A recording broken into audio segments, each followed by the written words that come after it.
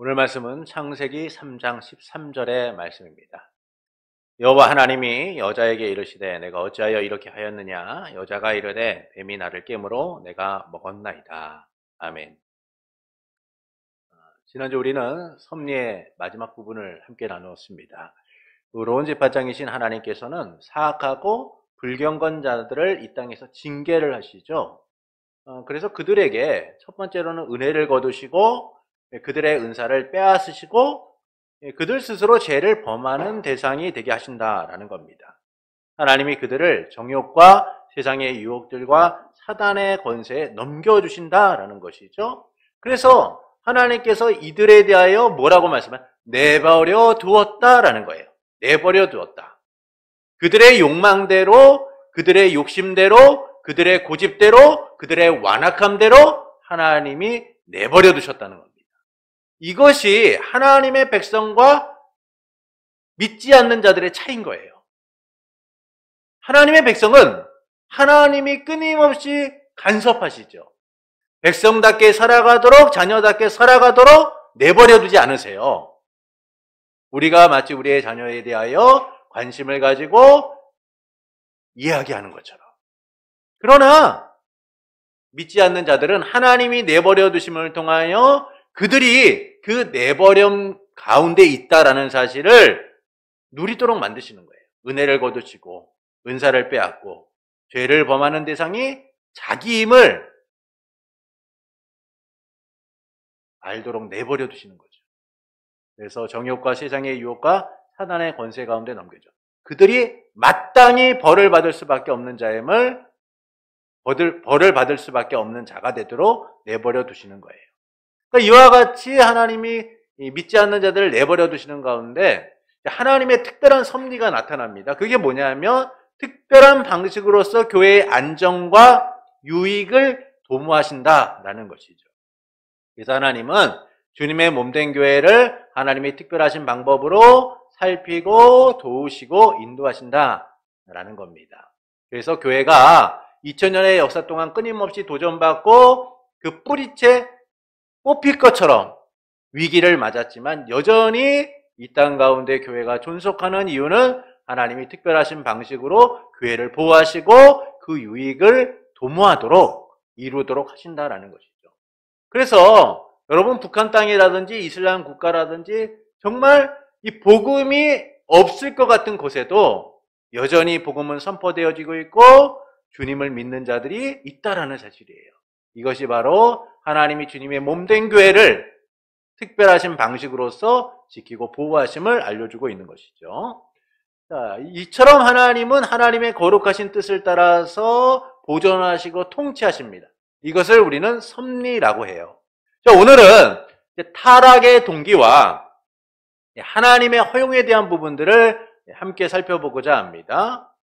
그래서 타락의 동기와 하나님의 허용, 그리고 인간의 전적 부패함에 대한 내용들을 함께 나누겠습니다. 우리 6장을 보시겠습니다.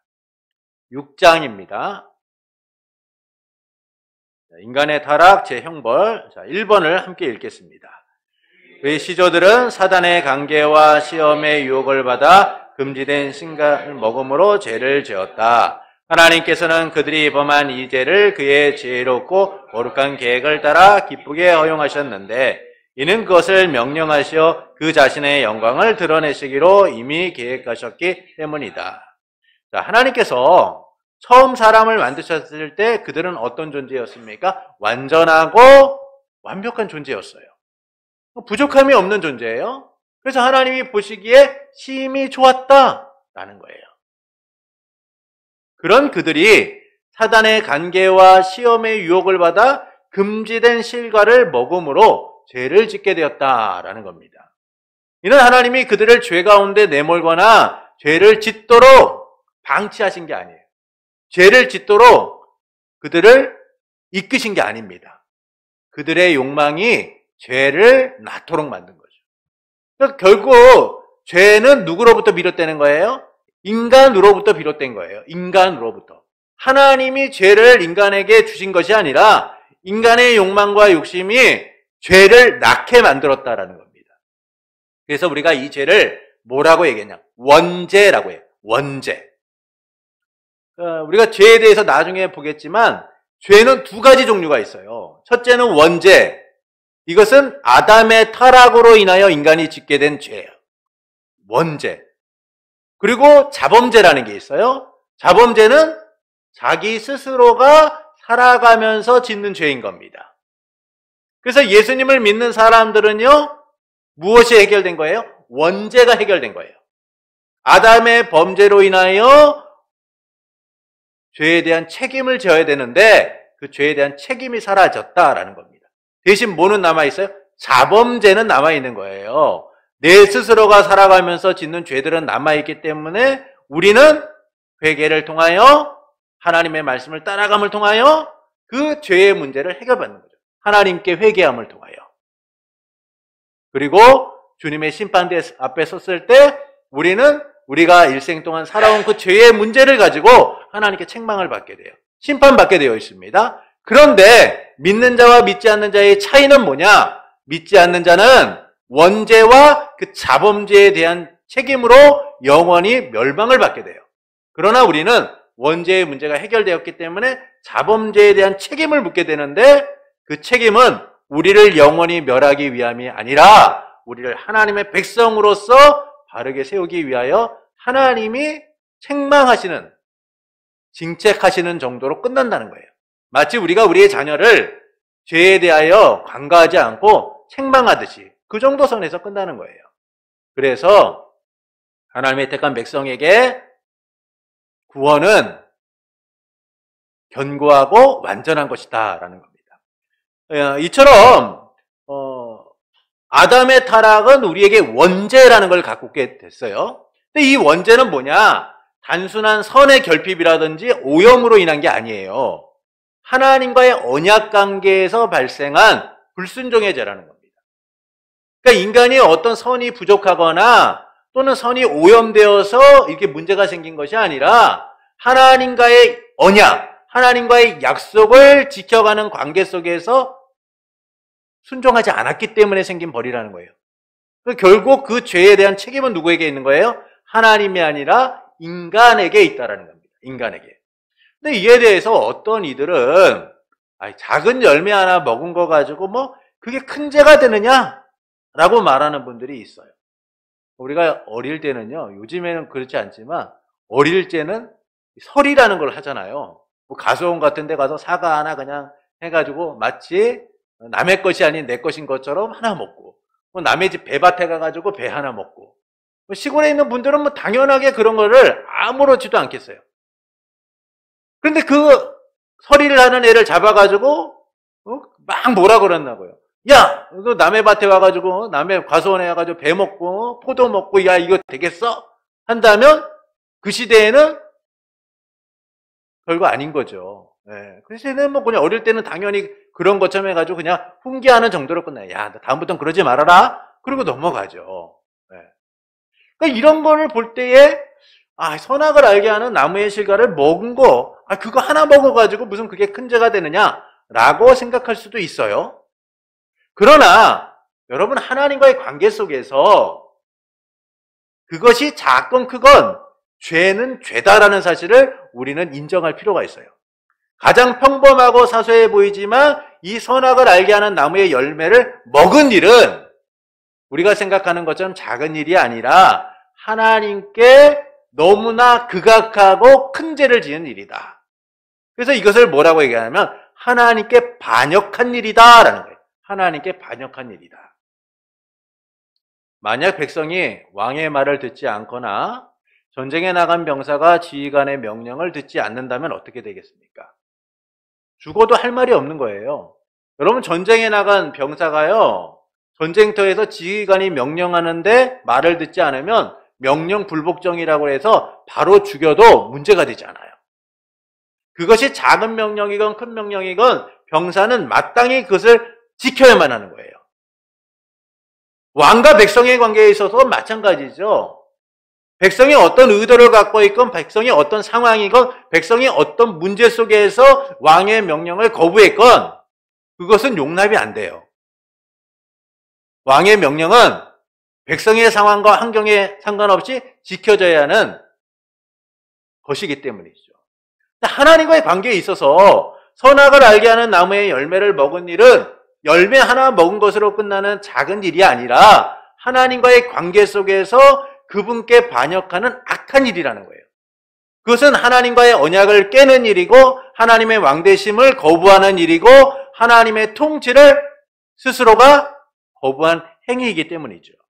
그래서 만왕의 왕이시며 만군의 주이신 창조주 하나님께서 아담과 하와에게 명령하신 이 일은 결코 작은 일이 아니라는 거예요. 하나님과의 언약 관계 속에서 반드시 지켜져야 될 일이기 때문이죠. 그래서 하나님께서 뭐라고 말씀합니까? 너희가 먹는 날에는 반드시 죽으리라 라고 말씀하셨어요. 그들이 하나님이 주신 자유의지를 선하게 사용해야 했음에도 불구하고 자기의 욕심과 욕망을 따라 말씀을 왜곡하고 그 일을 행했기 때문인 거죠.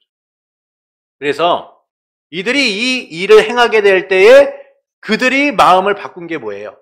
처음에는 말씀의 왜곡이고 두 번째는 하나님과 같이 된다라는 말을 듣고 먹음직도 하고 보암직도 하고 지혜롭게 할 만하게 되었다는 거예요.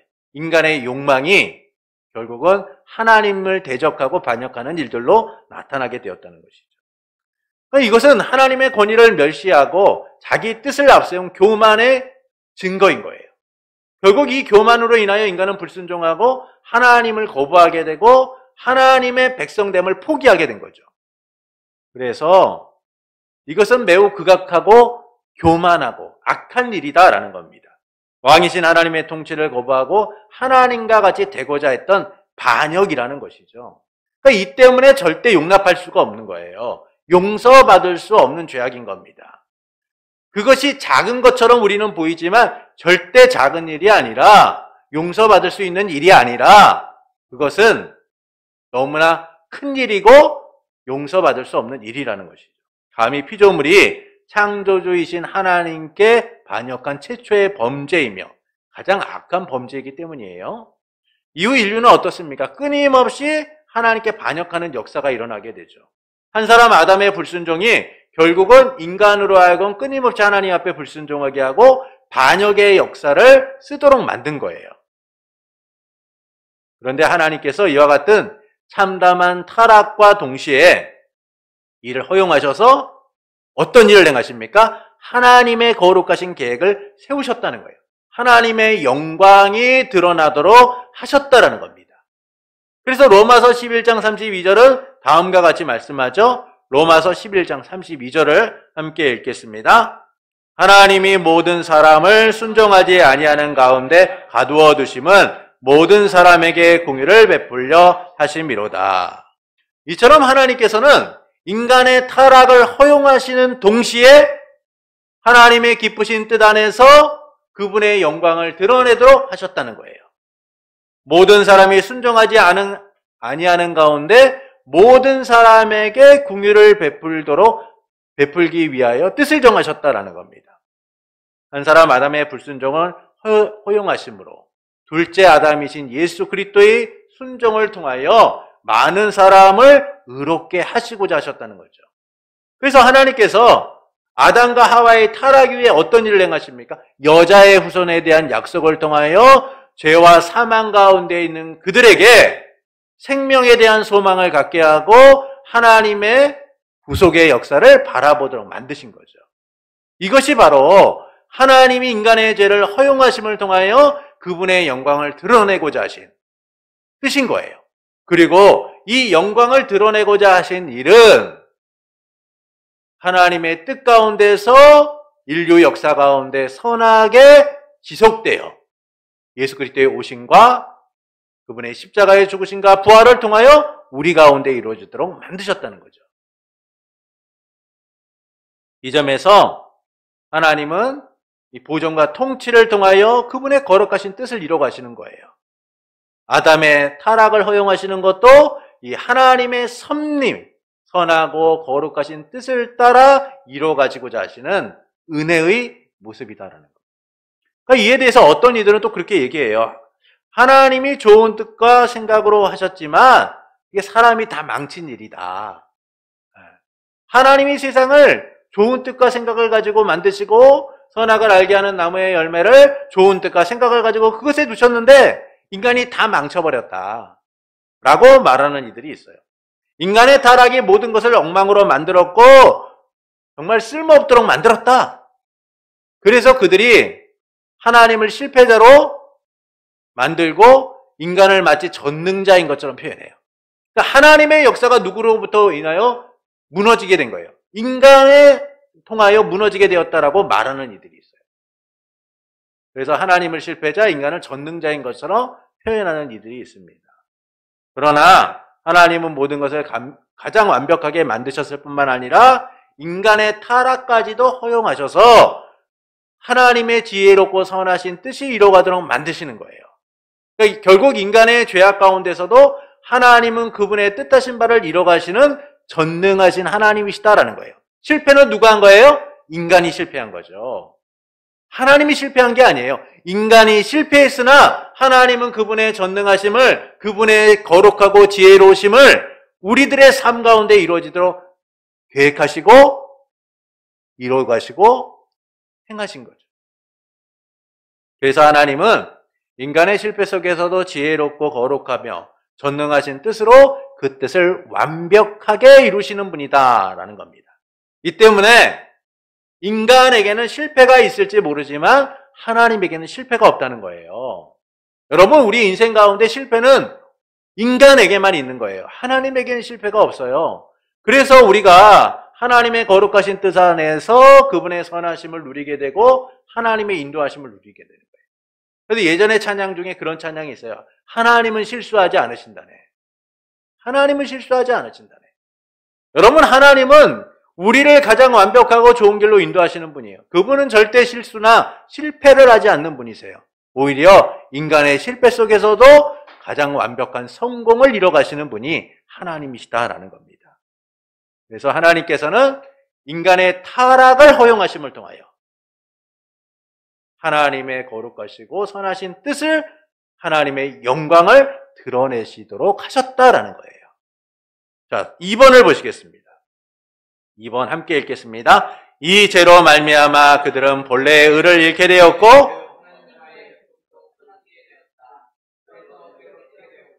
영과 육의 모든 기능과 기관들이 전적으로 더럽혀지고 말았다. 이것은 인간의 타락이 가져온 결과입니다. 이로 인하여 인간은 하나님과의 관계가 파괴되고 영적으로 죽은 상태에 놓이게 되었다라는 것이죠.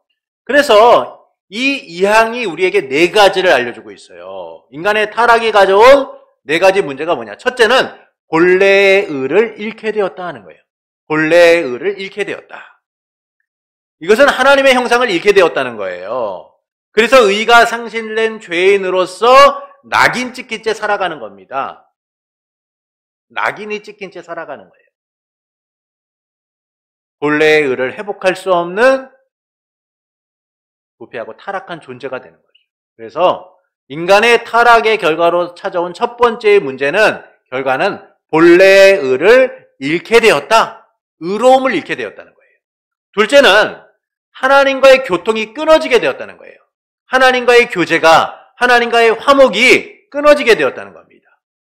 본래의 의를 잃게 되는 순간, 하나님의 형상을 잃게 되는 순간 하나님과의 영적 관계가 단절되게 되어 있는 거예요. 이 때문에 그들은 에덴에서 쫓겨나서 저주받은 땅에서 살게 되죠. 에덴의 동쪽에서 머무르는 삶을 살게 됩니다. 하나님과의 교제를 이루지 못한 채 하나님과 단절된 삶을 살아가게 되는 거예요. 이것이 바로 타락의 결과인 겁니다. 셋째는 죽게 되었다는 거예요. 죽게 되었다. 이는 단순히 육체적 죽음만을 말하는 것이 아니라 하나님과의 관계가 파괴됨으로 인하여 찾아온 영적 죽음까지도 포함하고 있는 거예요.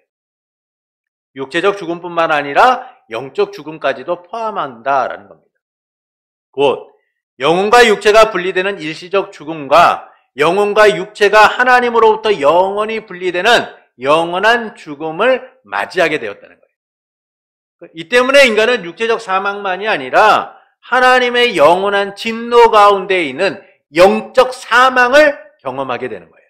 영적 사망. 아담이 타락한 그날부터 모든 인류에게는 이 죽음이 선언되는 거예요. 그래서 아담의 타락으로 인하여 고통받는 우리에 대하여 성경은 뭐라고 말씀합니까? 죄와 사망 가운데 있다라고 표현해요. 죄와 사망 가운데 있다. 이 죄와 사망 가운데 있다는 게 뭐예요? 영원히 죽을 수밖에 없는 자들, 하나님과 화목할 수 없는 자들, 하나님과 원수된 자들, 하나님과 더 이상 교제할 수 없는 자들이라는 거예요. 그런데 이것을 예수 그리스도께서 우리를 위하여 십자가의 죽으심을 통하여 화목제물이 되심으로 하나님과의 화목을 이루신 거죠. 그래서 인간은 본래의 의를 잃어버리고 하나님과의 교제가 끊어지고 죽게 된 존재가 되는 거예요. 네 번째는 영과 육 모든 것이 부패하게 됩니다. 영과 육 모든 것이 부패하게 돼요. 이는 죽음을 통해 나타나는 것으로서 하나님께 정죄받은 상태로서 영과 육이 부패하게 되는 거예요. 영적 죽음이 선고됨을 통하여 인간은 영혼과 육체가 부패한 상태에 놓이게 된다라는 겁니다. 그래서 하나님께서는 선지자 예레미야에게 만물보다 거짓되고 심히 부패한 것은 마음이다 라고 말씀하셨어요. 마음이다. 이처럼 인간의 마음은 항상 악하죠. 노아 시대 때 하나님이 그 땅에 사람들을 뭐라고 평가하십니까? 그들의 마음이 생각이 항상 악함으로 인하여 하나님이 심판하셨다는 거예요. 그러니까 하나님과의 영적 관계 속에서 죽은 그들은, 영적 관계가 끊어짐을 통하여 죽은 그들은 영과 육이 부패한 상태로 살아가게 된다라는 겁니다. 결국 인간에게는 희망이 없다라는 거예요. 희망이 없다. 희망이 없다. 예전에 사람들이 그렇게 하지 않습니까? 사람이 선한 존재로 태어나느냐, 악한 존재로 태어나느냐, 그런 얘기들을 많이 했죠. 그래서 성선설이다, 성악설이다 이런 얘기들을 많이 했어요. 그러나 성경은 우리에게 인간은 철저하게 악한 존재로서 태어난다라고 말해요. 부패한 존재로서 태어난다는 거예요. 그러니까 인간에게는 희망이 없는 거예요. 그런데 오늘 우리 시대에 많은 사람들이 인간에 대한 희망을 갖고 있잖아요. 여러분, 인류 역사에서 인간에 대한 희망을 가졌지만 인간이 희망이 되었던 적이 있습니까? 그렇지 않아요. 인간은 희망이 된 적이 없어요. 인류 역사에서 사람들이 인간에 대한 희망을 가졌지만 언제나 그들은 인간에게 실망을 안겨다 줬고 결국 실패하고 넘어지는 인생들이었어요. 이처럼 인간은 세상의 희망이 되지 못해요. 왜냐? 전적으로 부패한 존재이기 때문인 거예요. 그러나 인간은 부패한 존재이기 때문인 겁니다. 인간이 하나님께 범죄한 순간 영과 육이 죽어있고 부패한 상태이기 때문이죠. 그러니까 이 부패한 상태에 대해서 사도 바울은 다음과 같이 얘기해요. 그러니까 우리의 부패한 상태가 어떤 모습인가? 로마서 3장 10절부터 18절에서 이렇게 말씀합니다. 로마서 3장 10절부터 18절입니다. 함께 읽어보시겠습니다. 기록된 바 의인은 없나니 하나도 없으며 깨닫는 자도 없고 하나님을 찾는 자도 없고 다 치우쳐 함께 무익하게 되고 선을 행하는 자는 없나니 하나도 없도다. 그들의 목구멍은 열린 무덤이요 그 혀로는 속임을 일삼으며 그 입에는 독사의 독이 있고 그 입에는 저주와 악독이 가득하고 그 발은 피 흘리는 데 빠른지라. 파멸과 고생이 그 길에 있어 평강의 길을 알지 못하였고 그들의 눈앞에 하나님을 두려움이 없느니라 함과 같으니라. 인간이 하나님과 단절된 상태에 놓이게 되는 순간 철저하게 부패하게 되어 희망이 없는 존재가 됩니다. 그들의 마음은 항상 악할 뿐만 아니라 그들의 삶은 무익하고 선을 행할 능력이 없는 거예요. 그들의 입술은 항상 누군가를 속이는 입술이 되는 거죠. 저주와 악독으로 가득하게 되는 거예요. 이 점에서 세상이 아무리 의인을 찾고 의인에 대하여 말해도 인간은 전적으로 부패한 존재인 거예요. 의로울 수가 없는 존재인 겁니다. 여러분, 우리가 누군가에 대하여 크게 신뢰했다가 실망하는 경우들이 참 많아요. 왜 그렇습니까? 그 사람이 희망이라고 생각하기 때문이에요. 희망이라고 생각하기 때문입니다. 그러나 인간은 희망이 될 수 없어요. 그래서 우리는 인간이 어떤 존재인가를 알아야 돼요. 전적으로 부패한 존재임을 알아야 됩니다. 하나님과의 관계가 단절된 순간 인간의 의는 철저하게 오염되었어요. 그래서 영과 육의 모든 것이 부패하게 된 거죠. 여러분, 아무리 맛있는 음식도요, 냉장고에서 나오는 순간 어떻게 됩니까? 부패가 시작되는 거예요. 오랫동안 음식을 보관하고 상태를 유지하기 위해서는 냉장고에서 얼린 상태로 두거나 또는 냉장 상태를 잘 유지해야 돼요. 그렇지 않으면 아무리 맛있는 음식도요, 실온에 방치하면 금세 그 음식은 쉰내가 나고 악취가 나고 썩어지게 되어 있는 거죠. 이처럼 냉장고를 떠난 음식이 쉽게 부패하는 것처럼 하나님과의 관계를 떠난 인생들은요, 하나님과의 관계가 떠난 인생들, 관계가 단절된 인생들은 철저하게 부패하게 돼 있어요. 하나님과의 관계를 떠나면 내 삶이 좀 더 나아지고 내가 더욱더 성숙해지고 내가 더 자라서 하나님이 원하시는 그 기대 이상을 살아갈 것처럼 생각하지만 하나님과의 관계가 단절되면요, 그때부터 우리의 부패함은 더해지는 거예요. 그나마 부패함이 조금 덜했던 것들이요, 금세 쉰내가 나고 악취가 나고 견딜 수 없을 정도로 바뀌어지게 되는 겁니다. 이처럼 인간은요, 하나님과의 관계가 단절되는 순간 철저하게 부패하게 되는 거예요. 이것이 바로 인간의 타락의 결과로 나타나는 거죠. 본래의 의를 잃고 하나님과의 교제가 끊어지고 죽게 되었으며 전적으로 부패한 존재가 되는 거예요. 이 때문에 인간은 하나님의 지상 대리자로서 하나님을 예배하고 누렸던 행복이 사라지게 되고 수고롭고 슬픈 삶을 살아가는 존재가 되는 거예요. 하나님의 통치 속에서 그들의 수고가 참된 기쁨과 감사로서 채워지는 것이 아니라 하나님과의 단절을 통하여 그 수고로움이 삶의 짐이 되고 고통이 되고 아픔이 되는 현실을 경험하며 살아가게 된다는 겁니다. 그래서 인간이 타락이 가져온 결과는 하나님과의 단절됨을 통하여 그 죄의 짐들을 짊어져야 되는 인생이 되는 것이죠. 3번을 보시겠습니다. 사망입니다. 함께 읽겠습니다. 그들이 온 인류의 시조이기 때문에 그들이 범한 이 같은 죄의 책임은 모든 후손에게 전가되었고 그로 인하여 바로 그 사망과 부패한 성품이 통상적인 출생법에 따라 그 시조에게서부터 후손에게 유전되었다. 자, 원죄 요소에는요, 죄책과 부패가 있어요. 죄책과 부패. 근데 이 죄책과 부패가 어떻게 후손에게 미치는가라는 사실을 오늘 우리에게 알려주고 있는 겁니다. 사망은. 아담과 하와는 인류의 시조이기 때문에요, 그로부터 나오는 전부는 그들의 영향력을 받게 되어 있는 거예요. 여러분, 우리의 자녀들이요, 그 부모의 영향력 아래서 나오잖아요. 그래서 나의 모습을 닮아가기도 하고 식습관을 닮아가기도 하고 언어라든지 많은 것들의 영향을 받잖아요. 그러니까 인류의 시조인 아담을 통하여서 나온 후손들은요, 그 아담의 영향력 아래에 있다는 거예요. 왜냐? 아담은 혈통적으로는 모든 인류의 머리일 뿐, 시작일 뿐 아니라 언약의 대표자이기 때문이에요. 그러므로 아담이 범한 죄의 책임, 이 죄책은 모든 후손에게 전가되게 됩니다. 모든 후손에게 전가되죠. 그러니까 이는 두 가지로서 후손에게 전가돼요. 첫째는 실제적 전가라고 얘기해요. 실제적으로 전가된다는 거예요. 이는 후손들이요, 아담을 통해 존재하게 되었기 때문이에요. 이것을 우리는 뭐라고 얘기하냐면 통상적인 출생법이다라고 얘기해요. 통상적인 출생법.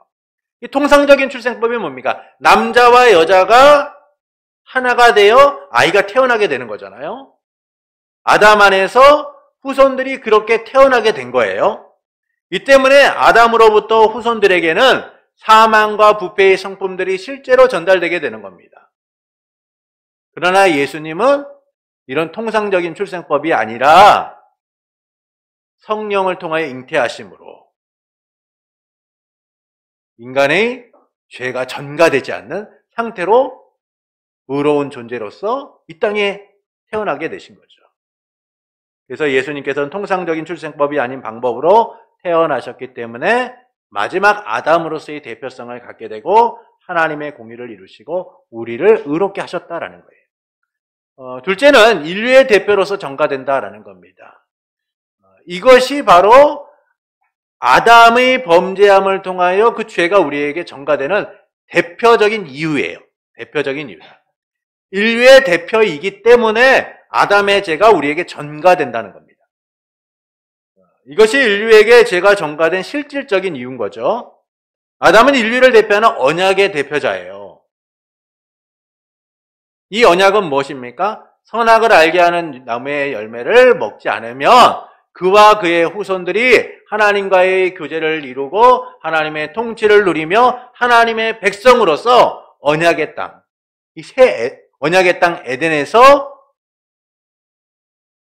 살아가게 되는 거죠. 그러나 선악을 알게 하는 나무의 열매를 먹으면 그들은 죽게 되고 그 모든 것을 잃게 된다는 거예요. 그러니까 언약의 대표자로서 아담은 하나님과의 관계 속에서 서 있는 거예요. 그런데 그 아담이 언약의 대표자임에도 불구하고 그 죄를 지음으로 인하여 그 후손들이 죄에 대한 책임을 짊어지게 된다는 겁니다. 아담의 대표성으로 인해 모든 인간은 죄의 값을 지게 된다는 거죠. 그래서 사도 바울은 이 부분을 이렇게 설명해 주고 있습니다. 로마서 5장 12절을 보시겠습니다. 로마서 5장 12절입니다. 우리 함께 읽어보시겠습니다. 그러므로 한 사람으로 말미암아 죄가 세상에 들어오고 죄로 말미암아 사망이 들어왔나니 이와 같이 모든 사람이 죄를 지었으므로 사망이 모든 사람에게 이르렀느니라. 언약의 대표자인 아담으로 인해 모든 인류가 함께 범죄하게 돼요. 한 사람 아담으로 인하여 죄가 들어오고 모든 사람이 죄를 짓게 된다라는 겁니다. 특히 우리가 보고 있는 이 웨스터민스터 신앙고백서는 이와 같은 아담의 대표성을 강조해주고 있어요. 왜 우리에게 이 죄가 전가되고 있느냐? 아담이 인류의 대표자이기 때문이다. 언약의 대표자이기 때문이다. 그래서 그가 언약을 어김을 통하여서 그 죄가 그의 후손들에게 전가되어 죄와 사망이 우리에게 왕노릇하는 삶을 살아가게 되었다. 이것이 바로 웨스트민스터 신앙고백서가 우리에게 이야기해주고 있는 바예요. 아담이 개인적으로 지은 죄가 아니라는 거예요. 아담이 언약의 대표자로서 이 죄를 지었기 때문에 그 책임이 후손들에게 전가된다는 겁니다. 그래서 아담의 대표성은 왜 우리가 죄인인가에 대한 근거를 제시해주고 있는 거예요. 근거를 제시해주고 있는 겁니다. 예전의 왕정시대에서는 이것이 너무나 당연했죠. 여러분, 한 집안의 대표가 역모를 꾸미다가요, 발각이 나면 어떻게 됩니까? 그 집안이 부족을 멸해요. 부족을 멸합니다. 부족이 어느 정도까지는 저도 잘 모르겠어요. 뭐 사돈의 친척까지 뭐 다 거의 죽는다고 봐야 돼요. 이렇게 얘기하면. 그런데 왜 일이 이렇게까지 합니까? 대표성 때문이죠. 그래서 집안에서 누군가가 역모를 하게 되면 그 집안 자체가 다 죽거나 또는 살아있는 사람들은 관노가 돼요. 국가의 노예가 됩니다. 근데 이 노예가 어떻게 해요? 평생이에요, 평생. 그리고 그 태어난 자녀들까지 또 후대의 자녀들까지 평생 동안 죄인으로 살아가는, 노예로서 살아가는 겁니다. 여러분, 관노가 되면요, 일반 집안에서 이제 키우는 산호라고 그러죠. 산호비들에 비해서요, 더 멸시를 당했어요. 그만큼 관노의 생활은 힘들어요. 왜 이런 일이 일어났냐면 그들이 왕을 반역했다는 대표성이 있기 때문인 거죠. 여러분, 하물며 언약의 대표자인 아담의 범죄는 더 클 수밖에 없는 거잖아요. 그래서 아담이 언약의 대표자로서 하나님께 반역한 일은 그의 후손들에게까지도 그 책임이 전가되는 이유가 된다라는 겁니다. 그리고 예수님께서 이 둘째 아담으로서 대표성을 가짐을 통하여서 그분으로 인하여 우리가 죄에서 거듭나게 된, 죄에서 벗어나 은혜가 왕노릇하는 삶을 살아가게 되는 거죠. 한 사람의 범죄로 사망이 왕노릇했으나 한 사람 예수 그리스도로 인하여 생명 안에서 왕노릇하는 삶을 살아가게 되는 겁니다. 왜냐하면 이것이 대표성의 원리이기 때문이에요. 대표성의 원리다. 그래서 첫째, 아담이 범죄함으로 모든 사람이 죄를 짊어지게 되고, 둘째 아담이신 예수님께서 그 죄의 문제를 해결하심으로 우리가 생명 안에서 은혜 아래에서 살아가는 존재가 된다라는 겁니다. 그래서 어떤 인간도 자신을 구원할 수 없고 예수님만이 우리의 구원이 되시는 거죠. 그래서 둘째 아담이신 예수님을 통하여 우리는 죄와 사망에서 벗어나 생명의 삶을 누리게 되는 겁니다. 우리 요약을 보겠습니다. 인간은 사단의 유혹으로 범죄합니다. 근데 이 범죄는 하나님이 인간에게 죄를 짓도록 하시거나 하신 것이 아니라 인간 스스로가 욕망에 빠져 죄를 지었다라는 사실을 우리에게 알려주고 있는 거죠. 결국 죄를 지은 존재는 인간이라는 거예요. 두 번째는 하나님은 자신의 영광을 드러내시기 위하여 타락을 허용하셨다는 거예요. 인간의 죄를 그 죄대로 내버려 두시는 것이 아니라 그 죄를 허용하심을 통하여 그 죄인된 인간을 향한 하나님의 은혜를 선언하신 거죠. 하나님의 목적, 하나님의 영광을 드러내시기 위하여 뜻을 정하셨다는 겁니다. 그 대표적인 게 여자의 후손에 대한 약속을 통하여 그들이 생명을, 소망을 바라보도록 하신 거죠. 세 번째는 타락으로 인해 인간은 전적으로 부패하게 되었다라는 거예요. 인간이 타락함으로 인하여 찾아오는 타락의 결과는 네 가지라고 말씀드렸어요. 첫째는 본래의 의가 없어지고, 둘째는 하나님과의 교제가 끊어지고, 셋째는 영과 육이 죽은 상태가 되고, 넷째는 전적으로 부패한 존재가 되었다는 거예요. 그러니까 인간은 희망일 수가 없는 거예요. 인간에게서는 희망을 찾을 수가 없는 겁니다. 그래서 우리의 유일한 소망은 누구십니까? 예수 그리스도이신 거예요. 그래서 우리는 우리의 소망 대신 참 소망 되신 주님을 바라보고 살아가야 하는 것이죠. 우리에게서 희망을 찾는 것이 아니라 주께 희망을 둬야 돼요. 근데 여전히 많은 이들이 인간에게 희망을 두고 인간에게 희망이 있다라고 얘기해요. 그래서 여러분의 삶과 여러분의 수고가, 여러분의 선한 행위가 여러분을 구원에 이룰 수 있다라고 말하는 거짓을 선포하는 이들이 있어요. 그러나 인간은 전적으로 부패했기 때문에 자신에게도 다른 사람에게도 절대 희망이 될 수 없다는 겁니다. 우리의 유일한 희망은 오직 예수 그리스도, 그분을 통해서만 우리는 구원을 받을 수 있다는 것이죠. 네 번째, 인류의 시조의 죄로 인한 죄책은 모든 후손에게 전가되고 그 죄로 인한 사망과 부패한 성품이 유전되었다는 거예요. 왜 이렇게 되느냐? 실제적으로는 통상적인 출생법을 통하여 이런 죄가 전가되지만 가장 중요한 이유는 아담이 인류를 대표하는 언약의 대표자이기 때문인 거예요. 그래서 언약의 대표자인 아담이 하나님께 범죄함으로 인하여 그 죄가 그의 후손들에게까지 전가된다라는 겁니다. 그래서 우리에게는 오직 은혜만이 필요한 거예요. 은혜만이 필요하다는 겁니다.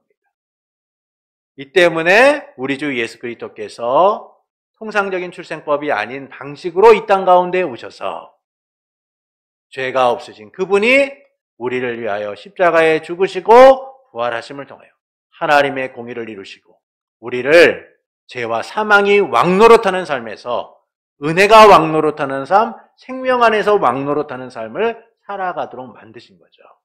그래서 인간의 죄와 타락과 형벌을 통하여 우리가 발견해야 될 중요한 사실은 인간에게는 희망이 없고 오직 주 예수 그리스도에게만 희망이 있다는 사실을 발견함을 통하여 그 예수 그리스도 안에서 구원받은 우리의 삶이 얼마나 복된지를 누리고 살아가는 이들이 되어야 한다는 겁니다.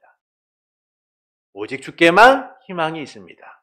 우리의 참 소망이 되신 주님을 바라보며 죄인된 우리의 삶을 뒤돌아보고 구원하신 은혜 가운데 더욱더 주님께 소망을 두고 주님의 뜻 가운데 거하는 복된 성도가 되기를 예수님의 이름으로 축원합니다.